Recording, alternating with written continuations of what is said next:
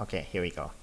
So now if you look at only this formula, then you have no idea what this is about. So let's practice using some numbers. Okay. Then here's this company, Thomas Brothers, expected to pay 0.5 US dollar 50 cents per share dividend at the end of the year. So that means your next dividend is 50 cents, 0.5 dollar. Okay. Then the dividend is expected to grow at a constant rate of 7% a year. Then your required rate of return is 15% this time. Okay, the question is, what is the stock's current price per value? What is the stock's current value per share? Okay, so let's see. Okay, so I open Excel file. Okay, let's see. Okay, so here we go.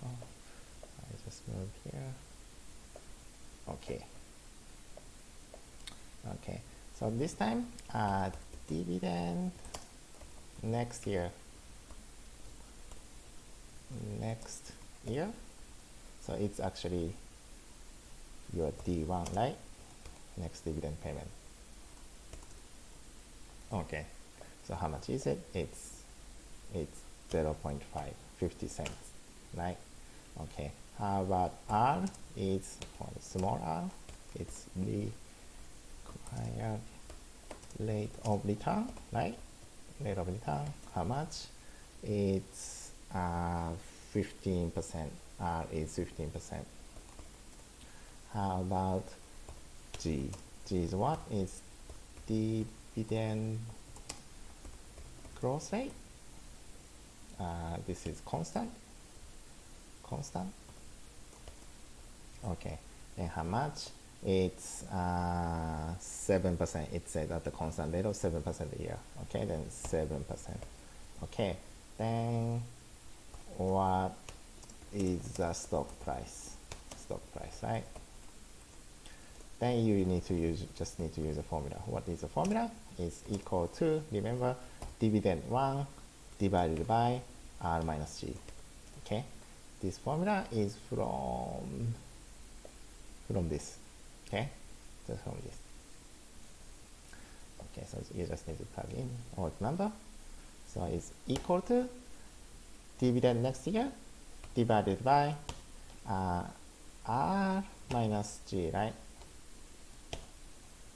Here we go. Then the price of this company stock is 6.25. Don't worry about this Excel file. I will upload this in the e-learning. All right. So this 6.25 represents today's stock price of this company, Thomas Brothers. So that's how you can estimate how much today's stock price should be. Okay. Okay, so let's go next. Okay, so let's assume let's apply to the actual number, because this is from just a textbook, so it's a little bit boring. So let's apply to real world. Okay, so application to CPO. Find the constant growth rate and calculate the stock price of CPO. Okay, so first you need to know the constant growth rate of the CPO dividend. How can you do it?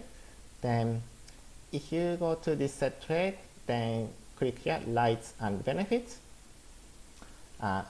It will show you the historical payments of dividend. So it says dividend per share for the last 5 years. Okay, so I will copy this, then I will just paste here. Okay, let's see. Okay, so important information is here. How much dividend you get. And it says, if you can see, so it says 2020, 2019, 2018. So it appears that CPOs pays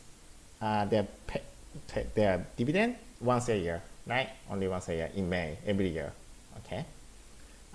This year they haven't paid it, but they already announced how much they paid. Okay, So 0.921, 121, 1.2. So you see some kind of patterns, right? So you want to know how much is the growth rate. Growth rate is equal to this year divided by last year, minus 1. Okay. Or when we calculated the return of the stock, we did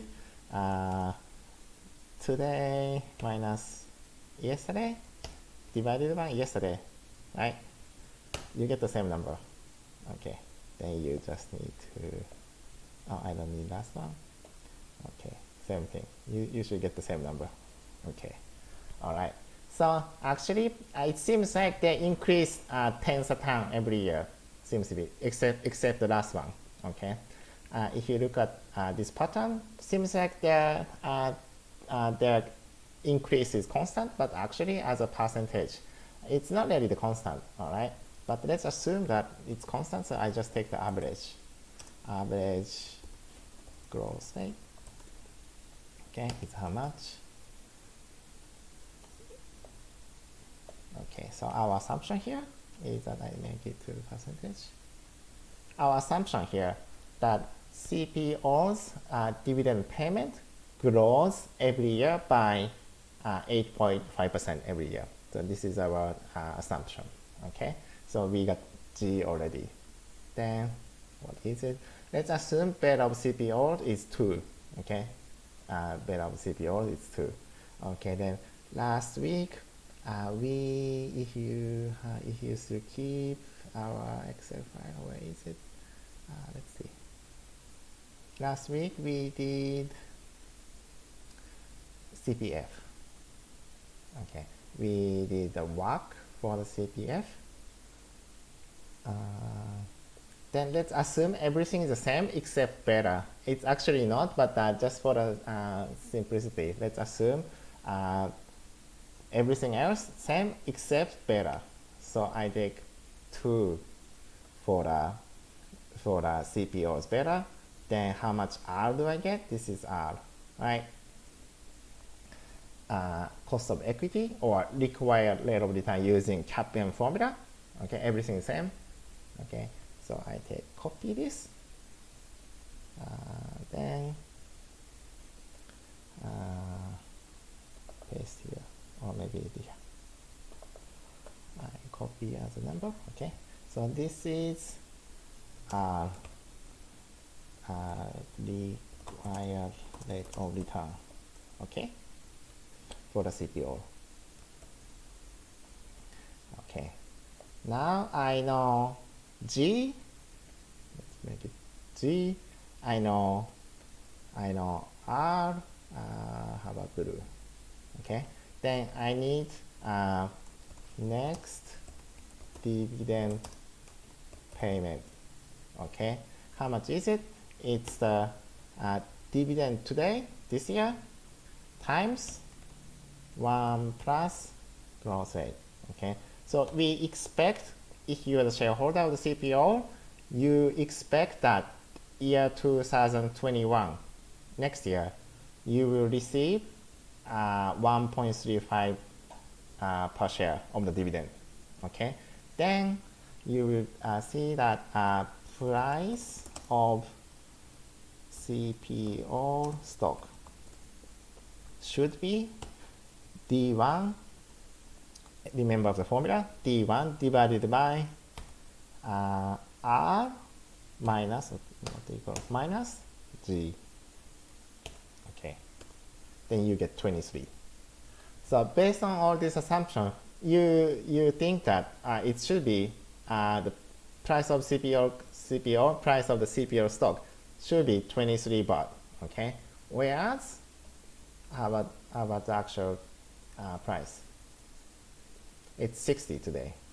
Okay, so today's market price